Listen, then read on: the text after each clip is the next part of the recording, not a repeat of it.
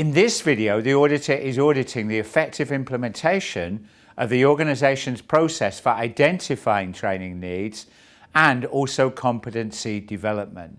The auditor is auditing with the HR manager. The organization is at Tier 2 in the automotive supply chain. Watch this video and identify whether the auditor audits this process effectively. Okay, so I've been through most of the processes in your QMS.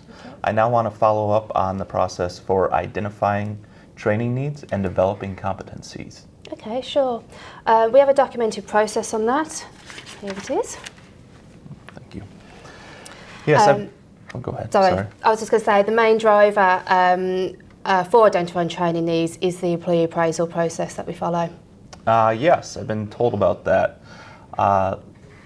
Let me give you some names. Can you show me evidence? How about Bill Hartman? Bill Hartman? Yeah, is he working in the calibration lab? Yep, on my system it tells me that his last review was 2 months ago and his training need identified was related to ISO/IEC 17025 and he attended a course to gain a better understanding of that standard. Okay, can I see the full record of his appraisal? I'm really sorry, but that's confidential. I can show you the output from the process, the identification of the training needs, but not the full record, I'm afraid. Well, that's going to be a problem. I'll call my IATF expert when we finish this audit to find out what to do. The second name I have is Amanda Hurst. Okay, I will not have an appraisal for her. She works in production and they're not covered in the induction process. What about identifying her training needs? So this is done informally with the production department, and HR are not involved in that, I'm afraid. Okay. That's strange. I was told by production to come check with you on the training needs. Obviously there was some confusion. We have a new production manager and I will sort that out and speak to him. Okay, we can go to production together and try and resolve this. Okay. Thank you. So let's summarize.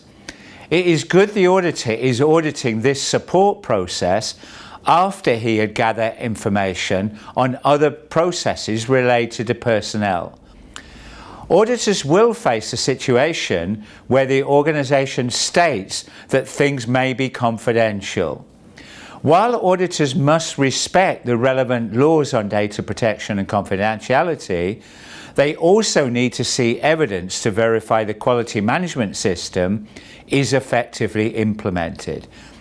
In this case, it might be okay, as the process owner can show records of identification of training needs.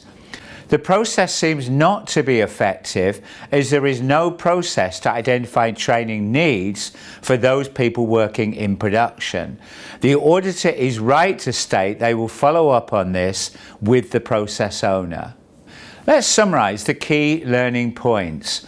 Normally in an audit, the support processes will be audited later in the audit after the product realization processes have been audited.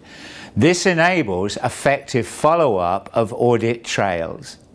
Auditors need to respect any requirements related to confidentiality, but must also ensure that the organisation provides sufficient objective evidence that they comply with all of the relevant requirements of IATF 16949. For more information, visit the website in the description and don't forget to subscribe.